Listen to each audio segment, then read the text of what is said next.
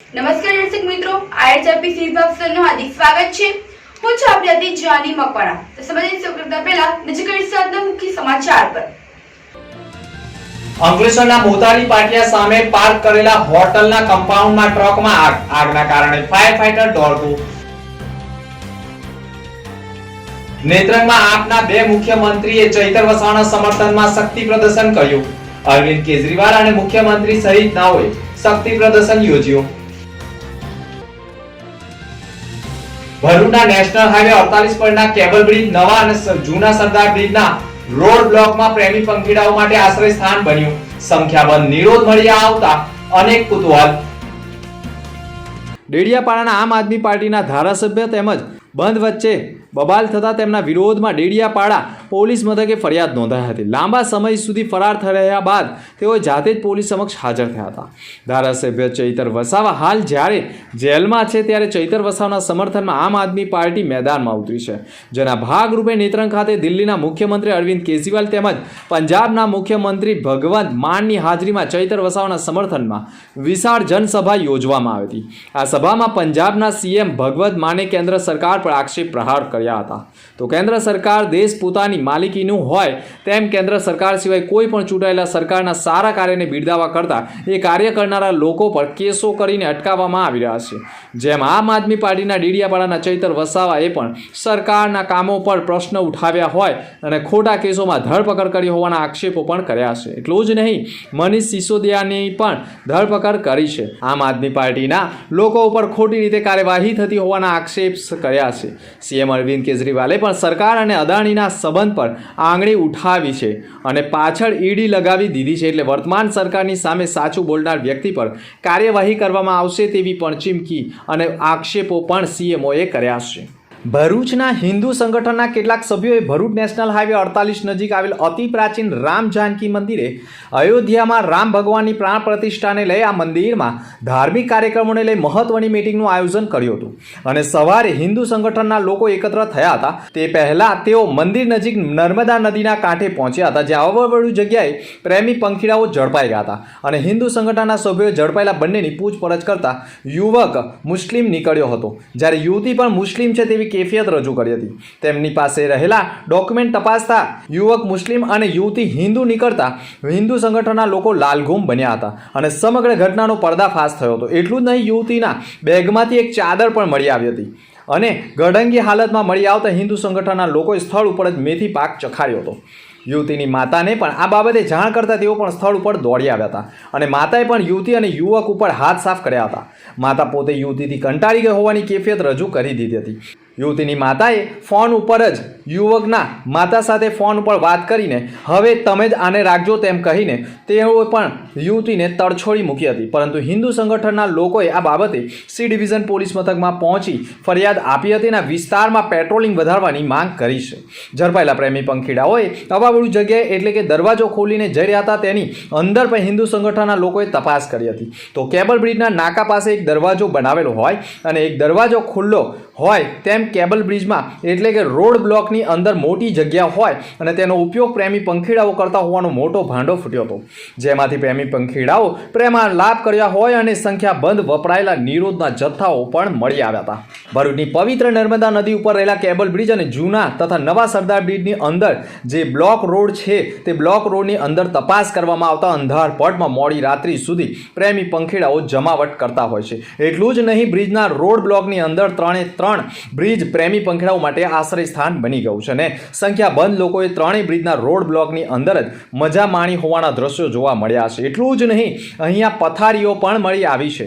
ત્રણ બ્રિજોની મુલાકાત લેવામાં આવી હતી, જ્યાં પ્રેમી પંખીડાઓનો આશ્રય સ્થાન હોવાનું માનવામાં આવે છે। જોકે આ બ્રિજોની અંદર કોઈ પ્રેમી પંખીડાઓ વચ્ચે ડખો થાય અને કોઈની હત્યા ન થાય અને તેનો ભેદ ન ઉકેલાય તે માટે પોલીસે પણ આ વિસ્તારમાં સતત પેટ્રોલિંગની જરૂર છે અને આવા બ્રિજોના મેન દરવાજાઓને કાયમી માટે લોક કરવાની માંગ ઉઠી ગઈ છે।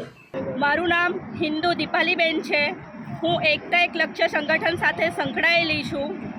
આજ રોજ અમે રામ જાનકી હનુમાનજીનો જે આશ્રમ છે ત્યાં એક કાર્યક્રમ નિમિત્તે દર્શન માટે આવ્યા હતા અને ત્યાં જે કેબલ બ્રિજ છે ત્યાં અમે લોકોએ એક કપલને આવતા જોયું તો એ કપલની અમે થોડી તપાસ કરી તો હિન્દુ મુસ્લિમ કપલ હતું.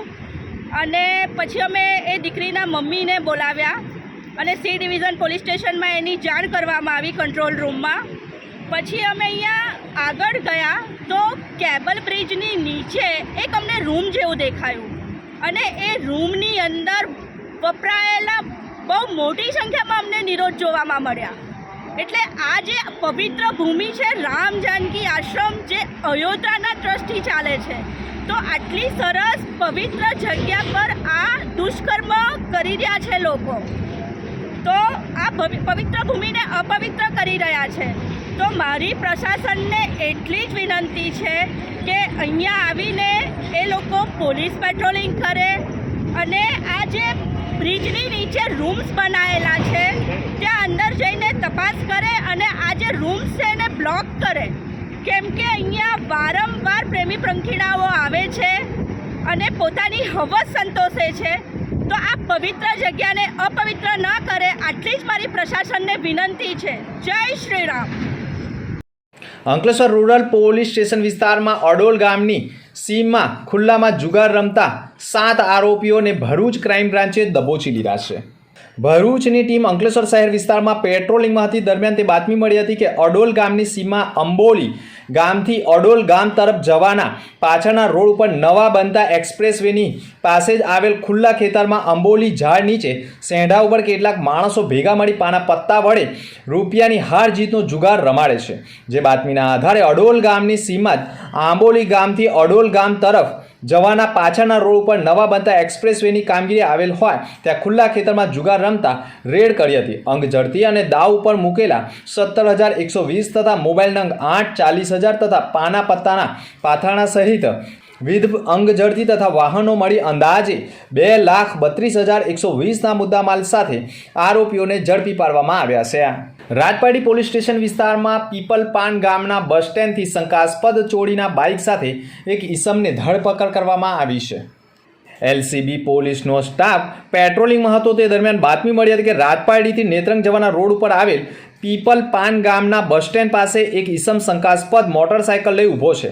બાતમી હકીકતના આધારે બાતમીવાળી જગ્યા ઉપર શંકાસ્પદ બાઇક સાથે કિશન છના વસાવા રહે ગુલ્લા ફરિયાદ ઝઘડિયાનાઓને ઝડપી પાડવામાં આવ્યો હતો. તપાસ દરમિયાન 2 વ્હીલર ગાડી અંગેના ડોક્યુમેન્ટ માંગતા કોઈ યોગ્ય જવાબ આપ્યો ન હતો, જેના કારણે બાઇકની સાથે તેની ધરપકડ કરવામાં આવી હતી. અમદાવાદથી નાસિક જઈ રહેલ ટ્રકમાં આગ લાગી હોવાની ઘટના સામે આવી છે. ભરૂચ અંકલેશ્વર નેશનલ હાઈવે 48 મોટાલી પાટિયાની સામે આવેલ એપેક્સ હોટલના કમ્પાઉન્ડમાં ઊભેલી ટ્રકમાં અચાનક આગ ફાટી નીકળી હતી. પુઠ્ઠાના બોક્સ ભરીને જઈ રહેલા GJ18BV 6329 નંબરની ટ્રકમાં અચાનક આગ ફાટી નીકળી હતી. ટ્રકમાં આગ લાગતા ફાયર ટેન્ડરો પણ દોડી આવ્યા હતા. અંકલેશ્વરના મોટાલી પાટિયાની સામે જ એપેક્સ હોટલમાં કમ્પાઉન્ડમાં ઊભેલી ટ્રકમાં ભયંકર આગ ફાટી નીકળી હતી. લાખો રૂપિયાના પુઠ્ઠાના બોક્સો બળીને ખાખ થઈ ગયા હતા. અંકલેશ્વર DPMC અને નગરપાલિકાના ફાયર ફાઇટરો ઘટના સ્થળે દોડી આવી આગ ઉપર કાબુ મેળવી લીધો હતો. ભરૂચ તાલુકાના પાદરિયા ખાતે યુનિટી સ્પોર્ટ્સ ક્લબની શરૂઆત કરવામાં આવી હતી. ક્રિકેટ મેદાનને સફાન પટેલ અને ડૉક્ટર શ્વેતા પટેલના હસ્તે રિબિન કાપી ખુલ્લું મૂકવામાં આવ્યું હતું. પ્રારંભિક ક્રિકેટ મેચ મુકાબલાની બંને ટીમોની ઓળખ પરેડ આયોજક દ્વારા કરવામાં આવી હતી. પ્રથમ મેચનો ટોસ ઉછાળ્યા બાદ મેદાન પર રાષ્ટ્રગીત સાથે મેચની શરૂઆત કરવામાં આવી હતી. પ્રથમ મેચ ભડકોદરા અને કેશવાણની ટીમો વચ્ચે યોજાઈ હતી. કેશવાણની ટીમે ટોસ જીતી પ્રથમ બેટિંગ પસંદ કરી હતી. મેચ નિહાળવા મોટી સંખ્યામાં ક્રિકેટ રસિકો ઉમટી પડ્યા હતા. પાદરિયા ખાતે આયોજિત ક્રિકેટ ટુર્નામેન્ટમાં અન્ય ટીમોએ પણ ભાગ લીધો છે, જેમાં ટુર્નામેન્ટ આગળ વધશે તેમ ટુર્નામેન્ટ રસાકસી ભરી બની રહેશે. આ પ્રસંગે મેદાન સંચાલક અને આયોજકો ઇમરાન ભટ્ટી, જાવેદ પટેલ, દેવેન્દ્ર પટેલ સહિત કરજણ પ્રીમિયમ લીગના ચેરમેન સહિતના ઉપસ્થિત રહ્યા હતા. કરજણના કલ્લા શરીફ ખાતે Faiz charitable trust, Faiz young circle, Jalaram blood bank, Ayush blood bank, SSG blood bank તેમજ ઇન્દુ બ્લડ બેંકના સંયુક્ત ઉપક્રમે 35મી રક્તદાન શિબિર યોજાઈ હતી. રક્ત એક એવી અમૂલ્ય વસ્તુ છે કે જે અકસ્માતોમાં ઈજાગ્રસ્ત થયેલ લોકો માટે તેમજ કટોકટીના સમયે ખૂબ જરૂરી બનતું હોય છે.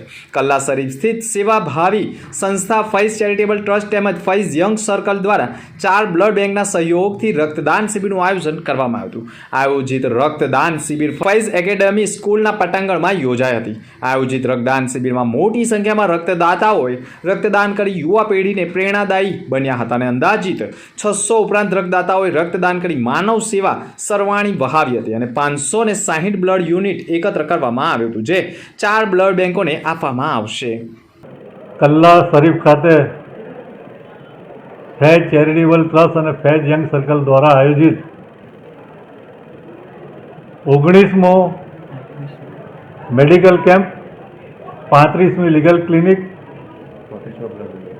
અને બ્લડ ડોનેશન કેમ્પ આજે યોજવામાં આવેલો છે. અમે બ્લડ ડોનેશન કેમ્પ દ્વારા સમગ્ર સમાજને એક મેસેજ આપવા માંગીએ છીએ કે ધર્મ, જાતિ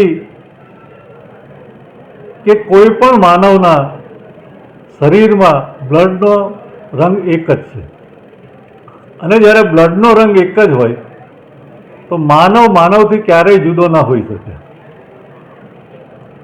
બીજી વાત, આ વિસ્તારના જે ગરીબ દર્દીઓ છે કે આજના જમાનામાં જેમને મેડિકલ ટ્રીટમેન્ટ પોતાની જાતની કરાવવી હોય તો એમની પાસે આર્થિક પરિસ્થિતિને કારણે કરાવી નથી શકતા.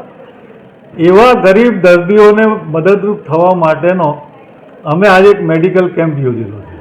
વિકસિત ભારત સશક્ત ભારતના ધ્યેયને પૂર્ણ કરવા માનનીય પ્રધાનમંત્રી નરેન્દ્ર મોદીજી દ્વારા વિકસિત ભારત 2047ના વિઝન માટે ભારતના દરેક ક્ષેત્રમાં કાર્યરત કર્મચારીઓ, સેવાકર્મીઓ, વિદ્યાર્થીઓ, ભાઈ બહેનો, તજજ્ઞો વિકસિત ભારત સશક્ત ભારતના સ્વપ્નને 2047 સુધીમાં પૂર્ણ કરીને દુનિયાનું મહત્વનું અર્થતંત્ર સ્થાપિત કરી શકે તે માટે સૌ જન સમુદાય શું કરી શકે છે તેવા અગત્યના સૂચના રજૂ કરે છે, જે સંબંધિત એક અધ્યાય શરૂ કરેલ છે.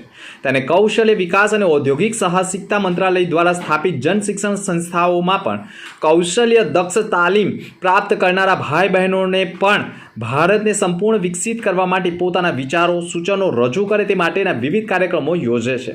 જે અંતર્ગત જન શિક્ષણ સંસ્થાન ભરૂચ ખાતે એક કાર્યક્રમનું આયોજન પૂર્વ નગરપાલિકાના અને બોર્ડ ચેમ્બર ઇન્દિરાબેન રાજ અને પૂર્વ શિક્ષણ અધિકારી અને વરિષ્ઠ કેળવણીકાર કે રોહિતની ઉપસ્થિતિમાં વક્તૃત્વ સ્પર્ધાનું કાર્યક્રમનું આયોજન કરવામાં આવ્યું, જેમાં 11 વિદ્યાર્થી ભાઈ બહેનોએ ભાગ લીધો હતો અને પોતાના વિચારો, સૂચનો અને મંતવ્યો રજૂ કર્યા હતા.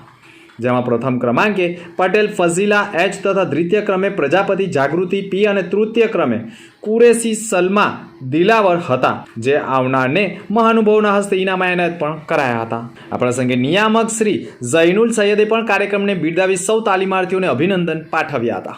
અંધમુખી સમાચાર પર ફરી એક નજર. અંકલેશ્વરના મોતારી પાટિયા સામે પાર્ક કરેલા હોટલના કમ્પાઉન્ડમાં ટ્રકમાં આગના કારણે ફાયર ફાઈટર દોડતું. નેત્રંગમાં આપના 2 મુખ્યમંત્રીએ ચૈતર વસાવાના સમર્થનમાં શક્તિ પ્રદર્શન કર્યું. અરવિંદ કેજરીવાલ અને મુખ્યમંત્રી સહિત નાઓએ શક્તિ પ્રદર્શન યોજ્યું. ભરૂચના નેશનલ હાઈવે 48 પરના કેબલ બ્રિજ, નવા અને જૂના સરદાર બ્રિજના રોડ બ્લોકમાં પ્રેમી પંખીડાઓ માટે આશ્રય સ્થાન બન્યું. સંખ્યાબંધ નિરોધ મળી આવતા અનેક કુતૂહલ.